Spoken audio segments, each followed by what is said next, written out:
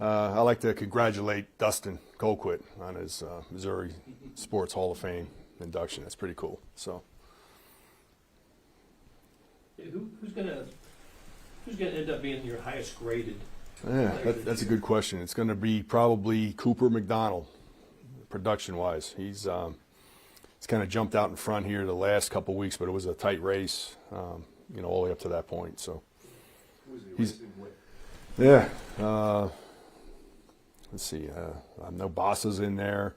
A lot of young guys. Obviously Jack Cochran. He's involved, and Leo was up there for a long time till he got hurt. But it's a good work. I mean, by all the guys really. Dave, obviously the kick returns became a bigger part this year, kickoffs, because of the moving out to the 35. Can you just evaluate your guys' kick coverage and then your kick returns, what you saw? Yeah, I'm happy with our kick coverage. I think now we're finally cracked the top 10, as far as our kickoff goes. I mean, we had a lot of young players, obviously, and they just keep getting better and better. So I'm happy with that. Kickoff return-wise, not where I wanted it to be, at this point. We're probably, I think, in the middle of the pack towards, like, maybe in the 20s almost there, and that's just not good enough. We have to do a better job, getting some bigger returns and kick return. Punt return, we were hit and miss all year. I'm excited about Richard's. Obviously he had a really good game last week. 2 returns, averaging like 27.5. I mean, it was really nice to see a young player that's really hasn't done it in an NFL game. That was his first reps that he got, and pretty good. So. That's where we're at. Dave, since we won't get to talk to you next week, I realize this is tough since you guys have. I don't know when we'll get to talk again. I know. It might be training camp. I don't know. Right. And so I realize you guys have a game left. You're focused on preparing for that. But if I could ask you to sort of reflect on just where you guys are and just sort of the oddity of what this season's been, what stands out. It's been a crazy year, weird year. Just didn't make plays. It seemed like it. We just couldn't get a game where we made plays to win the game, and I'm just speaking on my end of it, in the past we've done that, a lot of times, and the way we started out, in Brazil, with the fast field goal that we did, I mean, that was awesome. I mean, that was like, cutting edge, best ever, and then Bucker ends up missing 5 kicks in September, so that kind of. That was like a Debbie Downer right there. 5 of his 8 kicks missed were in September. So it says something. He got off to a bad start, and then, it was always there, like the doubt, is he going to make it, is he not? And then we had a good string in October and November, and then it popped up again in December. And, so, I mean, that's kind of how the year went for us. We didn't give up anything big. I mean, we still got another game left, but, we didn't give up a touchdown to this point, which is always good. Didn't give up any huge returns, but we didn't, we weren't killing it in the return game on either end of it. So, we got to just keep getting better, and I'm excited about our young players. I think going forward, we're going to take another step, for sure, next year. Let's do a couple more. Speaking of big returns, can you break down Richard Smith's punt return? Yeah, he obviously it was a wall return, a sideline return. Caught it clean.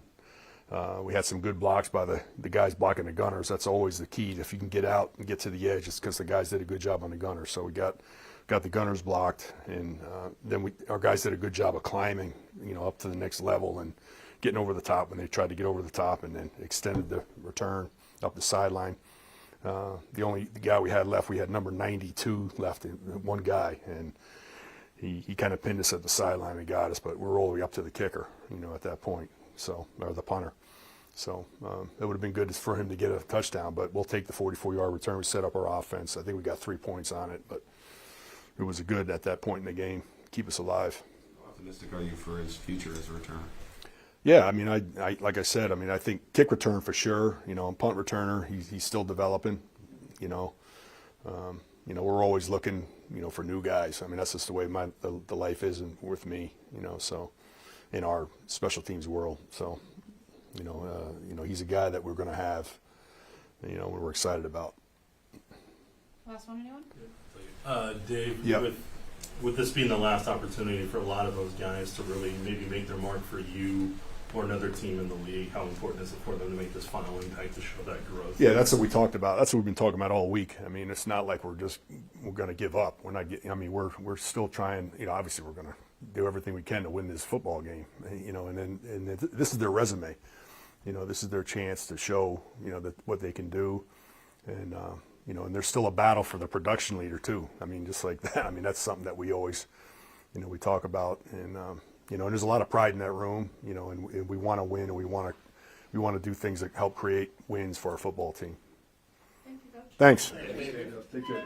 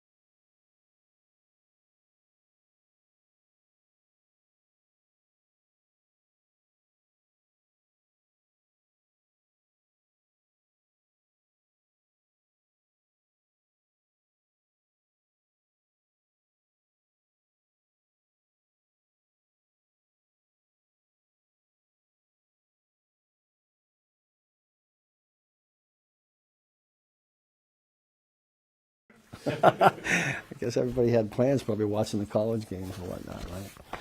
I don't have a lot. I mean, obviously it's the last game, and we want to find a way to win a football game and enjoy the locker room after. But and our guys are working hard. I'm really proud of them in that way. At least they did yesterday, and I think they'll do the same today. So I'll just open it up. Even though you got a game left, but we won't talk to you for a while. Can you just give a state of the union of the defense, where you guys, what you did this year, and then what you hope to State of improve the on next Union. year? I need a presidential thing out there. Well, I mean, listen, overall, I will say this. We're fighting for some things in this last game that, you know, we want to hang our hat on. I mean, I'm not a big stat guy, and I don't go into them, but I hear the guys talking about it. So there's a lot of pride there in this last game. I don't think it went the way any of us wanted to, although I will say I thought there were some really good stretches of defense. I go back to the Indianapolis Colts game where we had those, I don't know, was it 5 or 6 straight 3-and-outs, and there were some games in there where we played winning football and helped our team get in a position to win. What was disappointing was, I haven't gone back and reflected on all of it, but there was some end of the game defense that I would have liked to have had back. That if we could have found a way to make one play toward the end of the game, it either would have given our offense the ball back, or, you know, I mean, we would have found a way to win the game. So that more than anything kind of sticks out. If we can get better at that, I'd be happy. What do you think of what you had at cornerback against the Broncos in particular? I mean, obviously Sutton is a tough matchup for you That's guys. a good football team. That's a good offense. I was proud of the way Noel and Christian played. Christian made a couple of plays. Noel was involved in some, and there were some things they needed to clean up that would have helped us a little bit. It's hard to be perfect out there the whole game, and we played it a certain way, knowing that what we were dealing with, and I think that helped the corners as well. But we're going to probably need the same thing this week. You know, they may play one or two quarterbacks. I think both those guys can sling the ball around. We've seen both of them, and they got wide receivers that you need to worry about too. We won't get you next week, I guess. How much desire do you still have to maybe become a head coach if there are opportunities? Yeah, I'm not going to go down that road right now. I mean, I'm involved in this, but listen, I'm a prideful guy. We'll see what happens at the end of the year, and we'll take it from there. Steve, one of the things you guys have done so well is getting unblocked pressures or just getting pressure rate. What can you guys do next year it didn't seem like that came together, maybe pass rush wise or blitz wise, maybe like you would want to? Well, I think, you know, without looking at the whole thing, I don't know if sometimes I look for the certain situations to run those, and I don't think as many came up. And I'm sure when I go back and look at it, I'm going to say, wow, we probably should have popped one here or done that there. But that is something that we hang our hat on and take a lot of pride in. We enjoy that part of it. I'm talking about the staff and the players and trying to out-scheme pass protection and get a free runner. And yeah, we have done that pretty good in the past. There were some moments we did it this year. Didn't seem like as many in years prior. But that'll be something we'll always be trying to do. It took Omar and Ashton nearly back-to-back to sort of bolster the pass rush. I guess how optimistic? I know Omar got hurt, but are you for the future? I was really happy with the way Omar was progressing. You know, he went through the injuries, and you know that sets you back as a rookie a little bit. But then he started to find a groove, and then he got hurt. So he's got that challenge of getting back there and getting healthy and being in shape. But I thought Ashton has been, and hopefully will continue to be on a trajectory that's going upward. You know, it would have been nice to maybe get more reps in early. We were rotating guys, but I think he's getting plenty toward the end here, and I think that'll help him going forward too. You mentioned early a couple of statistical things or goals in week 18. Is there anything you can share? I mean, I don't look at the one the one that is most important to me, and I think to the players, because it has the direct correlation to winning and losing, is points allowed. And that's just something we always focus on. So I don't get wrapped up in the other ones. I'm sure there's some things in there that we've been pretty good at, and there's some things we haven't been good at. I haven't studied it. When we self-scout, I'm usually self-scouting, you know, what we've done on third down, what we've done on second down. You know, I'm self-scouting the scheme and what we're getting ready to play. But I stay away from that because you can't take the stats into the game. If you're really bad at something, that doesn't, you know, if you're really good at something, it doesn't necessarily help you. So, but at the end of the year, we'll take a long, hard look at it. I'm hoping that we have a good go here in the last game and play really well, and then let the stats, you know, speak for themselves after. A couple more. The third downs and the disappointing thing, those late in the game ones. Did anything pop up consistently? Is there something? No, I mean, I've been looking at it every week, and it's either they make a play or we make a mistake. Now, the frustrating ones were when they're a little longer, right? The 3rd and 10 pluses, and we've always been really good at that, and for whatever reason, it kind of bit us in the butt this year.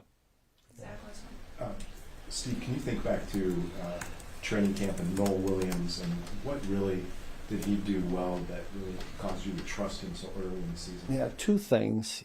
I think he tackles real well. I think he's a physical corner, and we like physical corners. And he's got really good ball skills. Like, we haven't seen that yet in a game because I don't know that the opportunity has come up for him. But I thought he was one of the guys. I think he had a number of interceptions in college. I don't know exactly. Yeah. And yeah, I thought it was a pretty good number, and I'm hoping, somewhere down the road, it'd be nice if it happened this week, because turnovers have been tough for us too. That's one area that we know we need to get better at. And I know there were a couple times during games where Drew, especially, and Leo were punching balls out, and they just didn't land in our hands. Nick had a nice play last week. That's what you need, a couple of those, right? Tips and overthrows. But getting back to Noel, it was the tackling, the physicality, and really his ball skills initially. And then, of course, he had the same growth period that Christian needed in learning the defense and those kind of things. So he's getting there, and I think he played really. If he can stack another game of playing solid, that'd be a good thing for us. Yeah. Okay, you got it. Yeah. Happy New Year.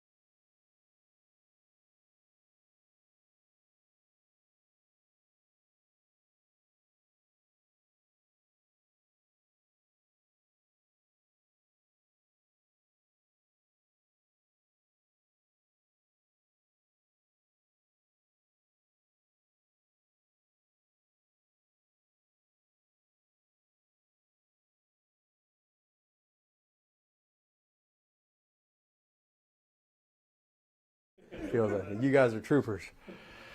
Now, And ladies too, sorry. just ask Steve about like state of the union for the defense. I wonder if you Yeah. do the same thing for the offense, just where you guys are at right now and where you hope to go. Yeah, the biggest thing for us that we've been really focusing in on, and this is not just offense as a team, is just win. Do everything we can to win. As an offense, that our part of it is making sure that we understand at this part of the season, going into the final game, it's been a while since we've been in this territory mentally. As you go through the week of like the prep stuff and then different players at different positions playing, that sort of thing.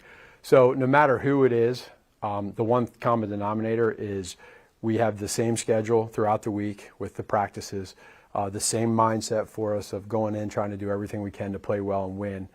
Big picture offensively for us is just, I think all of us understanding that the season didn't go as we wanted to in the end. There was parts of the year in the middle of the season where we felt like, and I think I brought this up to you before, we really felt like we were at a peak level offensively. Unfortunately, it didn't last the whole way through the year, and now here we are at the end of the year playing in this game that is important to us to finish strong. And it's our job to do that, to coach strong, to players to play strong, and then in the end win. And I think again, the last several games didn't go how we wanted, but we want to finish on a high note. How have you seen Brashard Smith grow throughout the year when you first met him? I'm impressed with Brashard. I think that when we got him in here, it was exciting to know what his ceiling is, and he's got a ways to go yet, but you see the flashes. I mean, you just look at that punt return he had the other day. We see it in practices, things that he does, and hopefully he gets a few more opportunities here coming up in this game, and then as he grows through the offseason. I think the offseason for Brashard will be critical for him to now. It's like all these rookies, when you come into this offense and you get to be able to know, okay, where to line up, and for instance, on the right side or left side in a run and pass, he can play fast. He's a fast player. The next part for him is going to be just working through some of the protection side of it, and as a running back, but it's all right there, and I'm really proud of him, and I think the ceiling is very high for him. Now, what have these past couple of weeks been kind of strange for you, just knowing when the season ends and not having the playoffs? All of us. It's weird. It's different. You talk to some coaches around the league that are either gearing up for playoffs, or they're going through what we're going through now, and friends and peers that are just like, man, that's got to be tough being in that building. And it's been since 2014 that we've experienced this feeling. I think through, I was gone from 18 to 21, but I think about Coach Reed and Kelsey and Patrick and Chris. I think about what they've been through from 2018 until now. And not just from the season part, but it's a taxing mentally and physically. Like once the Super Bowl ends, you have a week or two, and then it's combine. You don't watch a lot of the guys. I mean, you watch them, but you don't watch them as much, as detailed as you can when you have more time. Before you know it, now the guys are showing up for OTAs, and then it's summer. And so when you go 8 years in a row or whatever it was like that, that's long. And now you're in a weird spot where we're not experiencing that. It'll be interesting how, a longer off season is. And I just know that, we'll all come back stronger mentally, physically. And again, obviously the question is going to be with Pat, with his knee. And again, I never would want to put any type of timeline on him, but I know him way too well. I know how he's wired, and I feel really good about where he's at and where he will be. One of the bigger questions coming into the year was how Kingsley would do. Mm-hmm. How did you see him sort of take that failure and turn it into being a solid contributor? He did a great job. Arrow up. Still ways to go, which is normal the kid went from being a tackle to a guard, and then also too, there's the part of you think of a guy like Joe Tooney and at that position, at the guard position, Trey Smith. These guys know the communication side of it, of what they're doing with that part that sometimes never gets talked about, that communication side. So the physical side is what we all see on TV and what we all see on film. But what about the mental side of the mistakes or the things that you're doing well that you can see? That's where I think he's really grown there. The confidence is there, and he needs to just keep that going. The kid has the ability to be really special, and that's just a credit to Veach and Coach Reed for bringing a guy like that in here. Yeah. Do you anticipate with Pat out, the quarterback of the Chiefs whoever that is, through the off-season, doing the same things that Patrick would have done if he was healthy? As far as what part of You it? know, Just like Camp Mahomes, in Texas. oh yeah. That's a good question. I don't know that answer. I don't know how that'll play out with that, but I think that it's a big part of it. You know, for us, what you guys have seen and what you know is like because of what I just said at the end of the season, when you go through a quick off season, that phase one that every other team has in the league, a lot of coaches bring their guys in physically, and we haven't done that. You know, it'd be interesting to see how that goes. So that's some of the time that they're out doing their stuff, like you said, the stuff that the camp that Pat does. So I'm sure they'll all, we'll discuss that. They'll discuss that and figure out what the best plan is. But that's good stuff. When you get all those guys together and they're out there throwing, that's an advantage for us as coaches. And it'll be interesting though because Pat's going to be rehabbing. So that's a cool thing that they got going. Matt, two separate ones. Yeah. Can you evaluate your run game this year and then also just Xavier Ward? Biggest thing with the run game is so the explosives I think is something that we know we got to be better at. However you get to that point, scheme, player, when you call, everything combined, it just needs to be better, and we understand that, and so that'll be a focus, and that helps everything out when you have that. It's great to be able to be in 2nd and 6. It's great to be able to be in 2nd and 3. But you love to get some 30-yard runs or some bigger runs. That makes things easier. So that'll be an emphasis, and it's everything. It's all of us. It's everything, and I think that's important. You want to be able to have that. What was the second part? Xavier, yeah. So I really like where he's at mentally. The game has slowed down even more this year. The first year for him, it was fast. He did great. This year, again, probably just being able to take his game and build that relationship and that connection with Patrick, like making sure that gets to another level. Xavier has a ton of talent. He can be a very, very special wide receiver. He can run every route in the book. He's a deep threat. But I think you want to be able to continue to see growth him heading into his 3rd year. So like you piece all that together, it's a really, really important offseason for all these guys. And but I do know like the motivation, the want, the desire, you have a little more time here now, all of us, to be able to work through that. So I love Xavier, and I think the world of him, and I think that he's going to have a great offseason. We're going to last for us. Okay. Just kind of piggybacking on both of those things combined a little bit, an off season without Patrick Mahomes. Yeah. In unprecedented for the recent history too. Sure. How is that going to be, like, just dynamic wise without a guy like him? It'll be different. Pat will always be involved, whether even if it's like the coaching part of it, putting stuff together, which he's great at. But to me, if I'm one of those players, and I see that now, that's an opportunity for me to now take that baton and be that conduit of Pat and be like, hey man, this is what we're going to do while he's kind of on the shelf right now. He'll be out here with us. He'll talk through things. He'll lead us. But like let's all step our game up a little bit. Let's all lead a little bit more and make up for it until he does get back and he is out there physically to make the throws and do the drops and everything. Again, Pat is he's on a different level now, and there's not many people that are going to rehab back as strong or as quickly as he will. But there's got to be some patience to it, and I think everybody else involved just has to step up a little bit, us as coaches too. Nick? Matt, where do you feel like you've grown as an offensive coordinator over these 3 years, and what do you feel is kind of your calling card as an OC? Yeah, for me, it's a different role for me the last 3 years than it was the first 2 years when I was here as an offensive coordinator. I was also a quarterback coach at that time the first couple of years. The last 3 years for me have been a little bit more unique where I don't have the quarterback position. It's more of an organizational standpoint, structure-wise, being there from a former head coach, helping Coach Readout.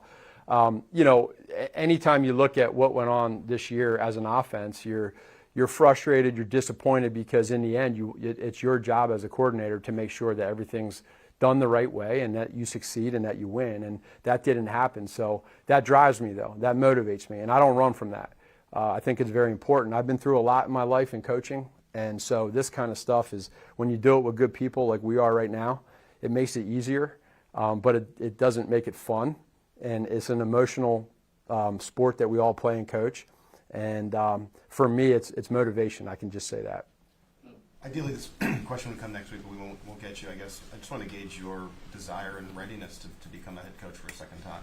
Sure. I really feel good about where I'm at. And again, here we are at the end of the season. So this is the time where this stuff comes up. I've prepared for several years since I went through it at the right time. And, everything that I went through in Chicago was it all happened for a reason. And be able to come back here in Kansas City and be here with Coach Reed and all these players is special. So, we'll just continue to work through all that and see whatever happens. But, it's fun and it's just that time of the year, so be ready for it.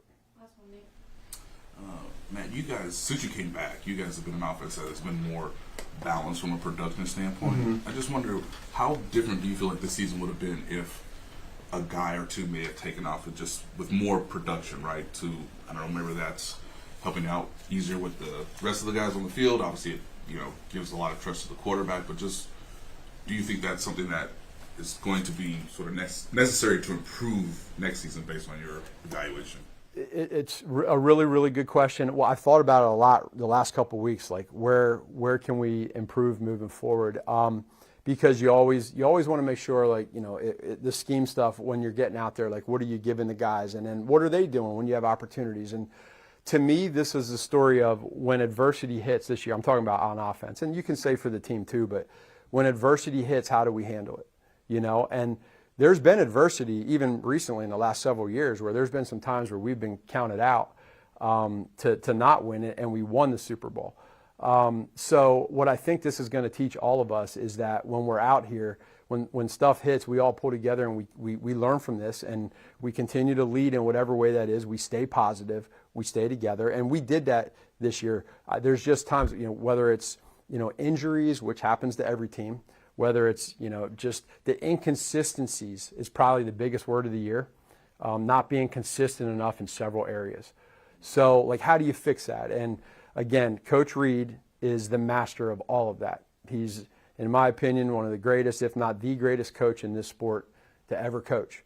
So when you deal through these times, and I was with him in Philadelphia towards the end there, and I got to see some of that. I see how he handles things. I was also here in 2013 when he stepped in that room for the first time and changed this building.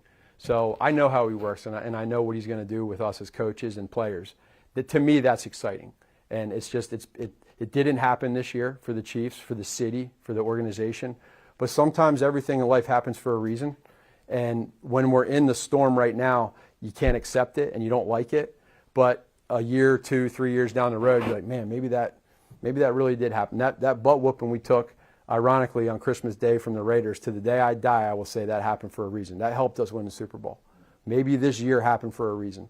That's the only way to stay positive in this thing. And I just, these fans, the city, everybody, I know it's the last press conference, the final here, but it's real. I mean, you feel it. You feel like you let people down, and that sucks. But it'll all happen for a reason. When good people in the building, great city, and that's how it goes. So appreciate you. Happy New Year.